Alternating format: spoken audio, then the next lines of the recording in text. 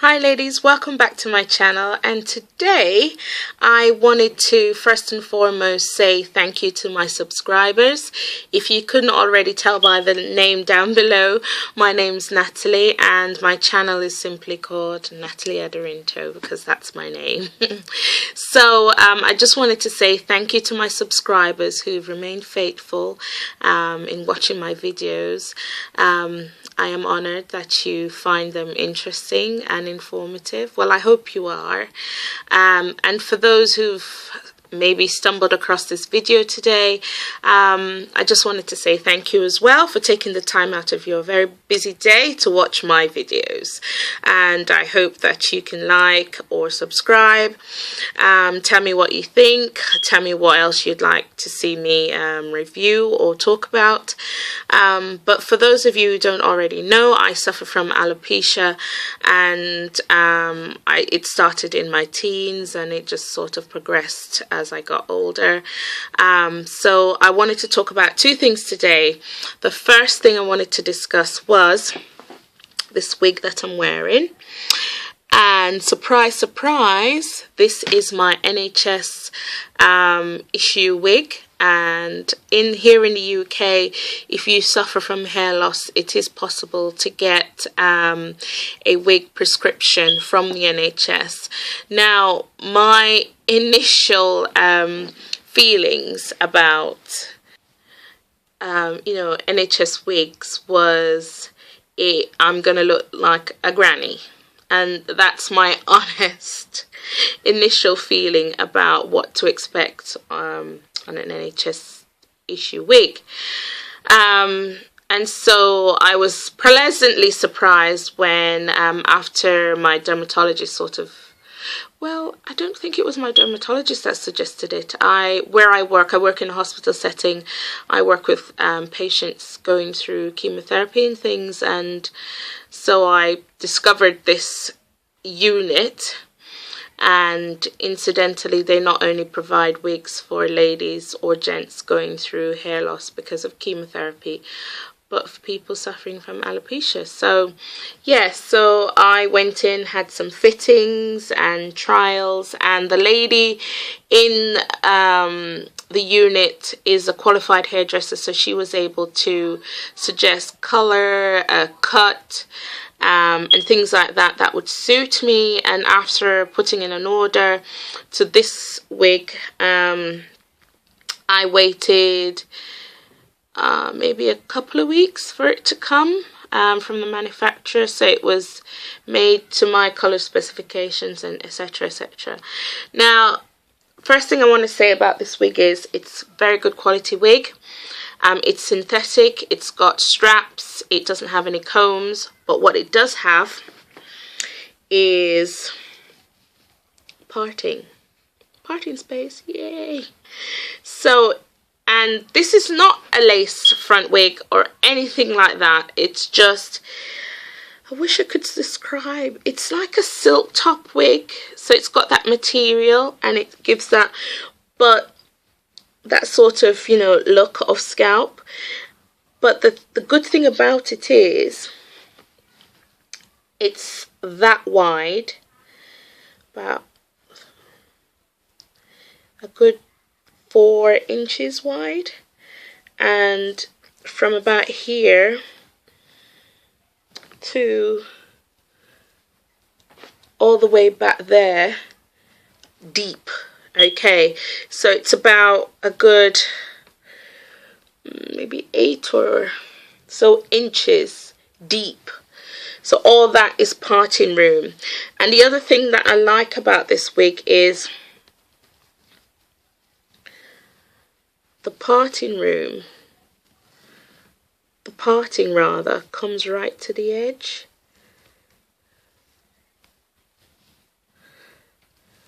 Can you see that? So it looks awesome, awesome, awesome. It's very natural looking, and that's what I liked about it. Also, I sort of cut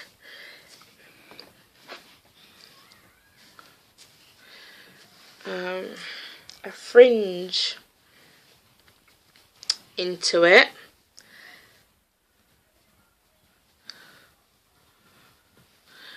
and I'm able to wear her like that. I mean, so I'd say it's a very versatile wig. I just wish I could remember what it was called.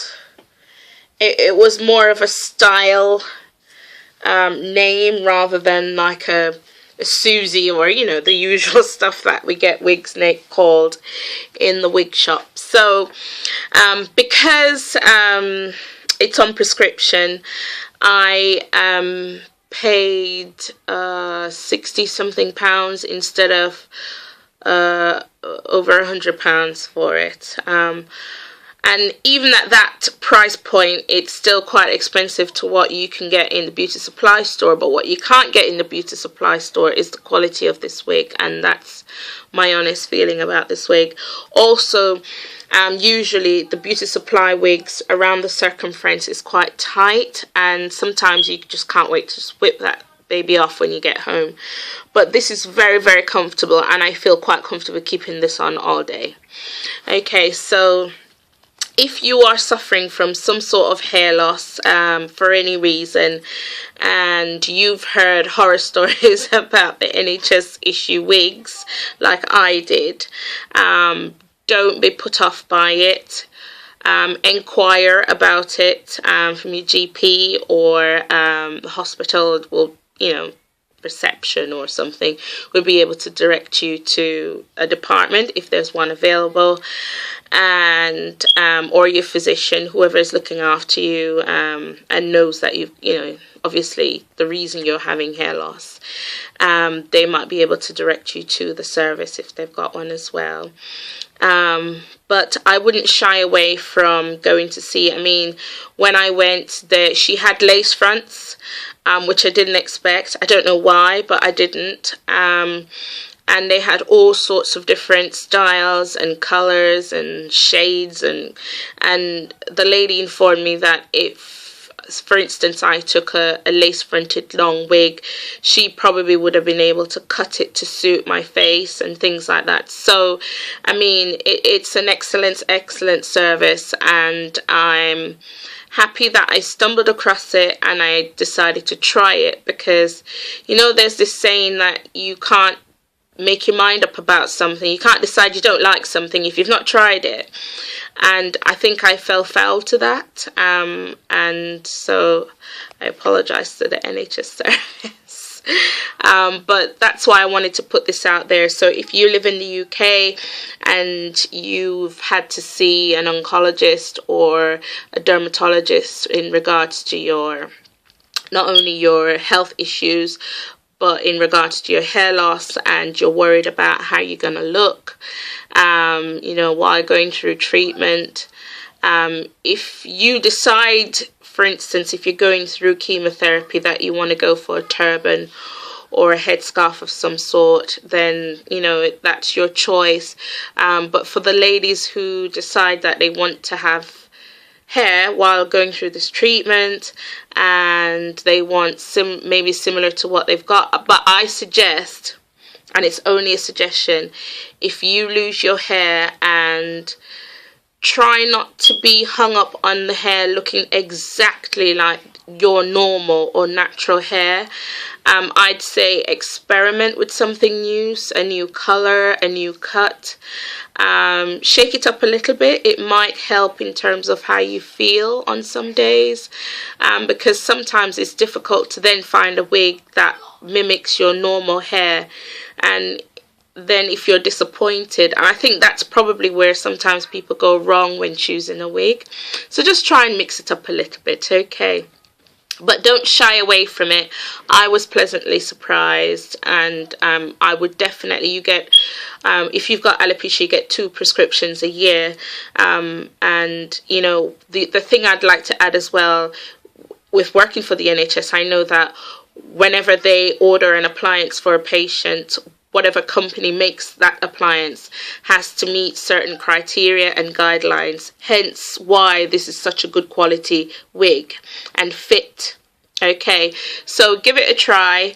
I've had it now at least 2 or 3 months, and you know, I've had no issues with it at all. I didn't like it at first. I don't know why. I can't tell you why. I can't put my finger on it, but the more I wear it, the more it's growing on me. Now, the other thing I wanted to talk about today was my black opal foundation that I have applied today. So if I zoom in a little bit closer, I usually use Bare Minerals as a foundation, but I sort of came across a few reviews on black opal and decided to give it a try. Now, I'm normal in a MAC, and I'm just going to call the MAC shade because that's what most people tend to know, the colorings.